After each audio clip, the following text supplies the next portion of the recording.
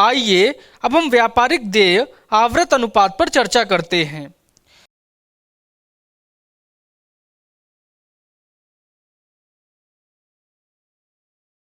व्यापारिक देय आवर्त अनुपात व्यापारिक देय भुगतान के ढंग की ओर संकेत देता है। चूंकि व्यापारिक देयताएं उधार क्रय से उत्पन्न होती हैं, यह अनुपात उधार क्रय और व्यापारिक देय के बीच के संबंधों को दर्शाता है। इसके परिकलन का सूत्र इस प्रकार है।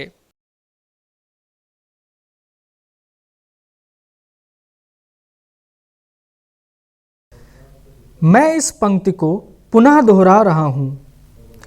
व्यापारिक देय आवर्त अनुपात व्यापारिक देय भुगतान के ढंग की ओर संकेत देता है। चूंकि व्यापारिक देयताएं उधार क्रय से उत्पन्न होती हैं, यह अनुपात उधार क्रय और व्यापारिक देय के बीच के संबंधों को दर्शाता है। इसके परिकलन का सूत्र इस प्रकार है।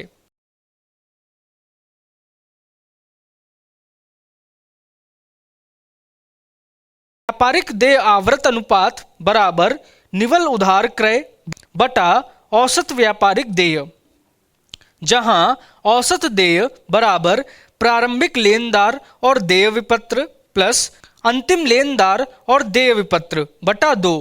औसत देय अवधि बराबर एक वर्ष में दिनों महीनों की संख्या बटा व्यापारिक देय आवर्त अनुपात।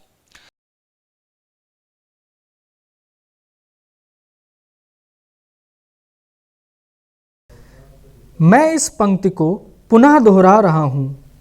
व्यापारिक देय आवर्त अनुपात बराबर निवल उधार क्रय बटा औसत व्यापारिक देय, जहां औसत देय बराबर प्रारंभिक लेनदार और देय विपत्र प्लस अंतिम लेनदार और देय विपत्र बटा 2।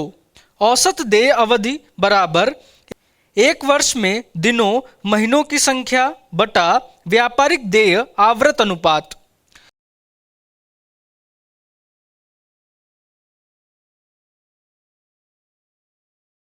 महत्व: यह अनुपात औसत भुगतान अवधि को व्यक्त करता है। निम्न अनुपात पूर्तिकर्ताओं द्वारा दीर्घकालीन ऋण अवधि अथवा पूर्तिकर्ताओं को भुगतान में विलंब को प्रदर्शित करता है, जो कि एक अच्छी नीति नहीं है और व्यवसाय की प्रतिष्ठा को प्रभावित करती है।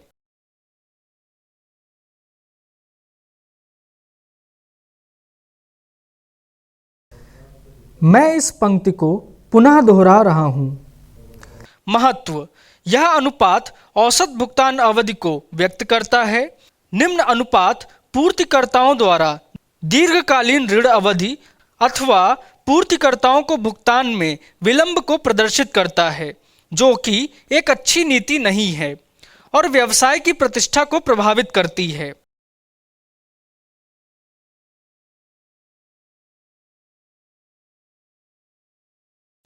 औसत भुगतान अवधि की गणना अवधि वर्ष में दिनों या महीनों की संख्या या व्यापारिक देय आवर्त अनुपात सूत्र से की जाती है।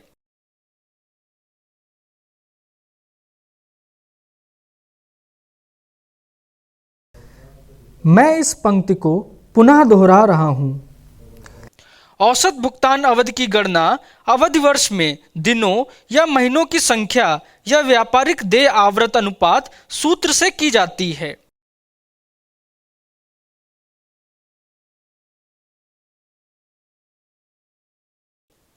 उदाहरण 16।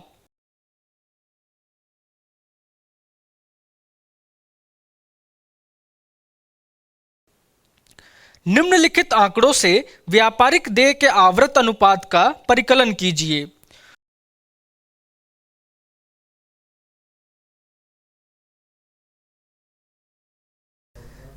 मैं इस पंक्ति को पुनः दोहरा रहा हूं। निम्नलिखित आंकड़ों से व्यापारिक देय के आवर्त अनुपात का परिकलन कीजिए।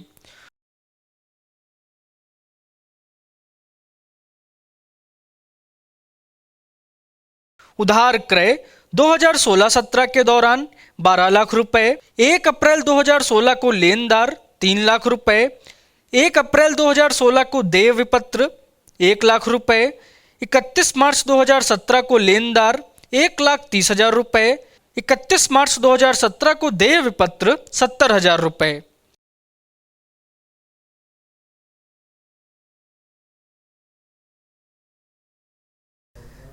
मैं इस पंक्ति को पुनः दोहरा रहा हूँ। उधार क्रय 2016-17 के दौरान 12 लाख रुपए। 1 अप्रैल 2016 को लेनदार 3 लाख रुपए। 1 अप्रैल 2016 को देय विपत्र 1 लाख रुपए। 31 मार्च 2017 को लेनदार 1,30,000 रुपए। 31 मार्च 2017 को देय विपत्र 70,000 रुपए।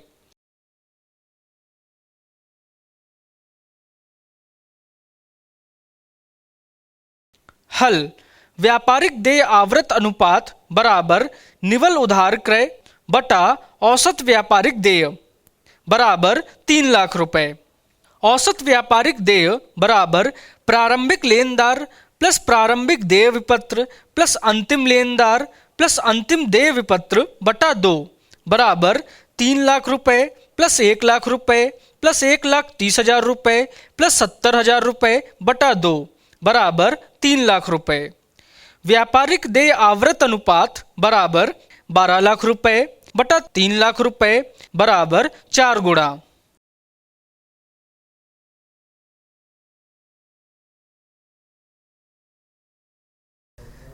मैं इस पंक्ति को पुनः दोहरा रहा हूँ। हल व्यापारिक देय आवृत अनुपात बराबर निवल उधार क्रय बटा औसत व्यापारिक देय बराबर 3 लाख रुपए। औसत व्यापारिक देय बराबर प्रारंभिक लेनदार प्लस प्रारंभिक देय विपत्र प्लस अंतिम लेनदार प्लस अंतिम देय विपत्र बटा 2 बराबर 3 लाख रुपए प्लस 1 लाख रुपए प्लस 1,30,000 रुपए प्लस 70,000 रुपए बटा 2 बराबर 3 लाख रुपए। व्यापारिक देय आवृत अनुपात बराबर 12 लाख रुपए बटा 3 लाख रुपए बराबर 4 गुणा।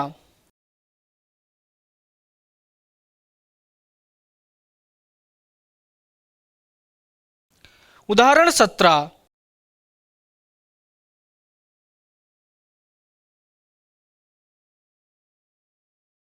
निम्नलिखित सूचनाओं से परिकलित करें। पहला व्यापारिक प्राप्य आवृत अनुपात, दूसरा औसत वसूली अवधि, तीसरा व्यापारिक देय आवृत अनुपात, चौथा औसत भुगतान अवधि।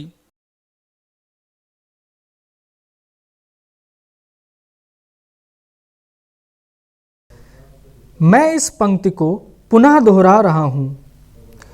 निम्नलिखित सूचनाओं से परिकलित करें। पहला व्यापारिक प्राप्य आवृत अनुपात, दूसरा औसत वसूली अवधि, तीसरा व्यापारिक देय आवृत अनुपात, चौथा औसत भुगतान अवधि।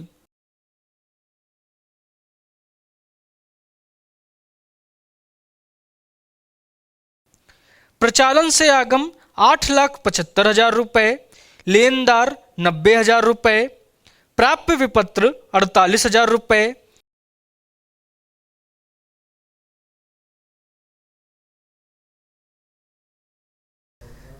मैं इस पंक्ति को पुनः दोहरा रहा हूँ। प्रचालन से आगम 8,75,000 रुपये, लेनदार 90,000 रुपये, प्राप्य विपत्र 48,000 रुपये।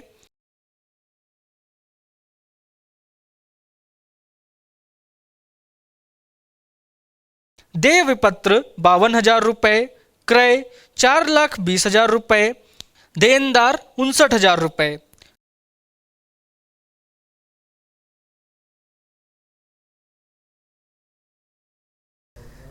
मैं इस पंक्ति को पुनः दोहरा रहा हूँ। देय विपत्र 52,000 रुपये, क्रय 4,20,000 रुपये, देनदार 59,000 रुपये।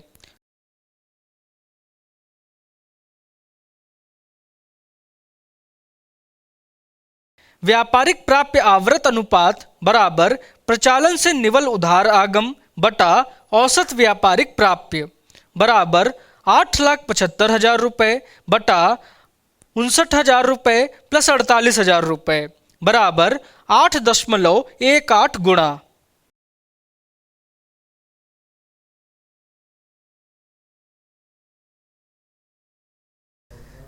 मैं इस पंक्ति को पुनः दोहरा रहा हूँ। व्यापारिक प्राप्य आवृत अनुपात बराबर प्रचालन से निवल उधार आगम बटा औसत व्यापारिक प्राप्य बराबर 8,75,000 रुपये बटा 59,000 रुपये प्लस 48,000 रुपये बराबर 8.18 गुणा।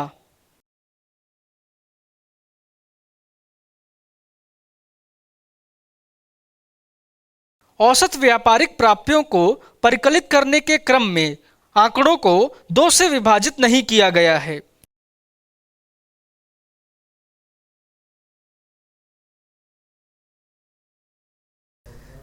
मैं इस पंक्ति को पुनः दोहरा रहा हूं।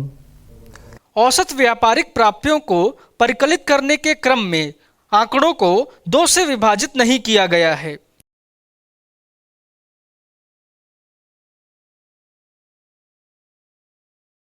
चूंकि वर्ष के प्रारंभ में देनदार और प्राप्य विपत्रों के आंकड़े उपलब्ध नहीं हैं, इसलिए जब केवल वर्ष के अंत के आंकड़े प्राप्त हो तो उन्हें उसे यथानुसार उपयोग करेंगे।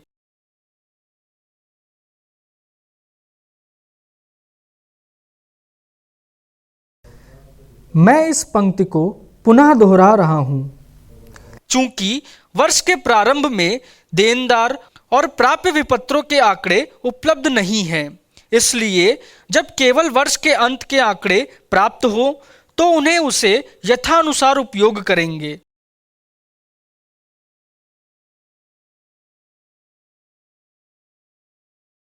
औसत वसूली अवधि बराबर 365 बटा व्यापारिक प्राप्य आवृत अनुपात बराबर 365 बटा 8.18 बराबर 45 दिन।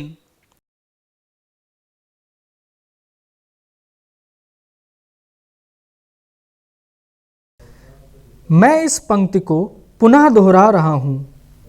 औसत वसूली अवधि बराबर 365 बटा व्यापारिक प्राप्य आवृत अनुपात बराबर 365 बटा 8.18 बराबर 45 दिन।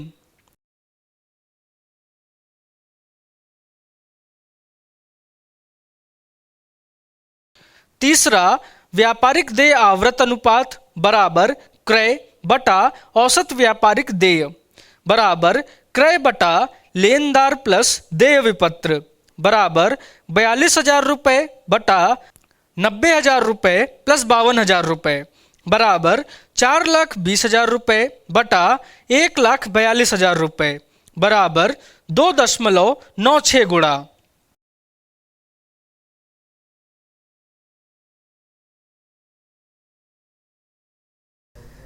मैं इस पंक्ति को पुनः दोहरा रहा हूं।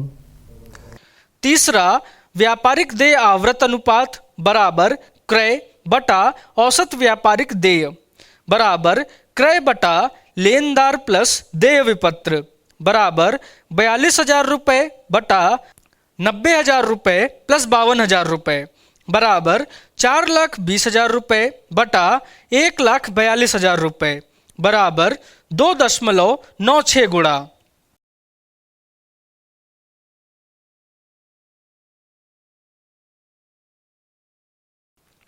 चौथा औसत भुगतान अवधि बराबर 365 बटा व्यापारिक देय आवृत भुगतान बराबर 365 बटा 2.96 बराबर 123 दिन। क्योंकि उधार क्रय की सूचना नहीं दी गई है, इसीलिए इसे ही निवल उधार क्रय माना जाएगा।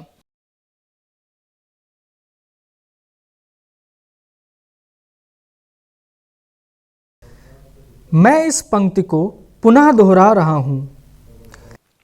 चौथा औसत भुगतान अवधि बराबर 365 बटा व्यापारिक देय आवृत भुगतान बराबर 365 बटा 2.96 बराबर 123 दिन। क्योंकि उधार क्रय की सूचना नहीं दी गई है, इसीलिए इसे ही निवल उधार क्रय माना जाएगा।